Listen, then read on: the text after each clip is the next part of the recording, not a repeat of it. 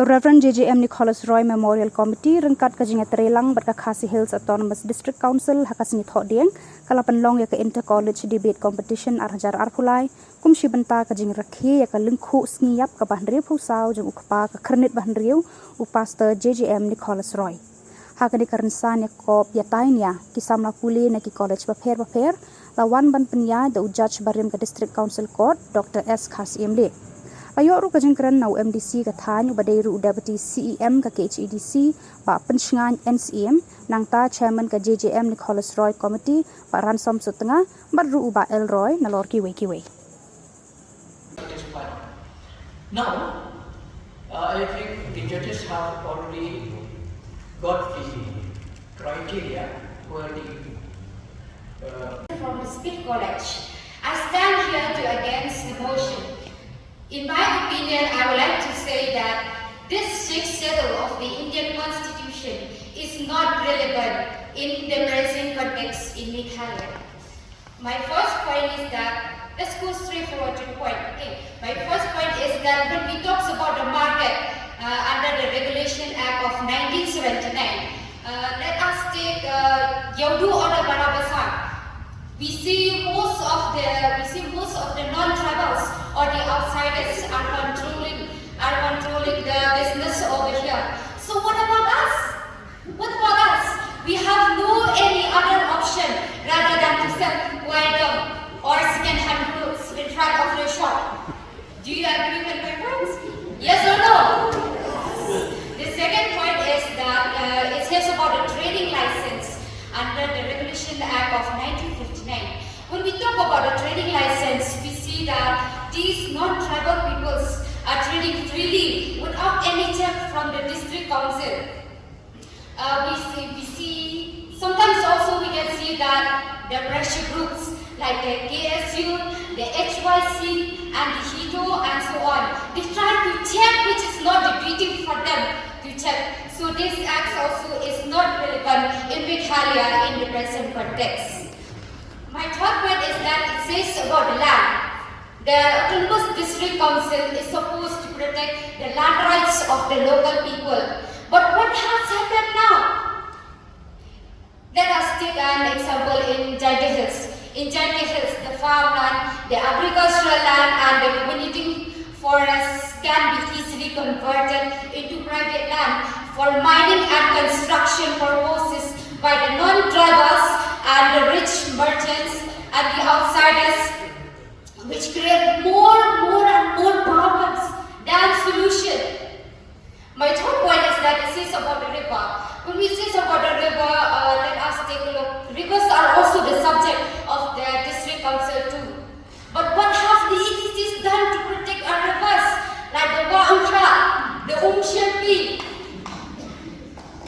So this act also is not relevant in the present context. Last but not the least, and that is the culture. When we talk about the culture, what comes to my mind first is the language. Among the language in Shillong, most English is more popular than the Khasi. Yes or no? English is more popular than Khasi. Most of them, they are more conversant in English rather than Khasi. And of course, we feel a little bit fashionable to talk in English. Yes or no? So these are also, how will the Autonomous District Council relate this? So before I conclude, I would like to leave one question. We are living on our own states, but why? Just tell why. Why do we still feel insecure? Thank you so much. The reason why we have the autonomous district councils and the regional councils empowered to run administration and make laws in areas such as land, forest, tribal customs, traditions, etc. Courtesy of Reverend JJM Nicholas Roy, the architect of the 6th schedule. Respected Speaker, the 6th schedule is designed to protect the rights and interests of the tribal groups. For Meghalaya, a state with significant tribal population, the 6th schedule is not just relevant, it is a lifeline. It empowers these local self-governance to make decisions, ensuring that decisions affecting tribal communities are made by those who understand their needs and their challenges. Respected Speaker, the 6th schedule also plays a vital role in protecting the cultural heritage by allowing local communities to manage and make laws protecting their land, customs and tradition. Respected Speaker, the 6th schedule also acts as a shield against the exploitation of tribal resources, like the recent example of the KHADC opposition to uranium mining. Now, don't get me wrong, like any educated person, I am more than open to sustainable energy development of nuclear plants and enriched uranium to be used for peaceful purposes, of course, and provided they are done in a proper way. So, respected Speaker, in conclusion, the 6th schedule is not just an outdated relic, it is a dynamic constitution tool that continues to be relevant in Meghalaya. It is a bedrock of tribal empowerment, cultural preservation, and environmental sustainability.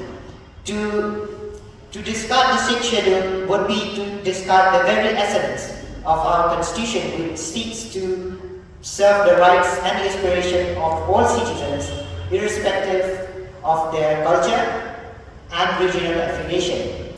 So the first prize goes to Miss Jenica Langshing of Smith College against the motion.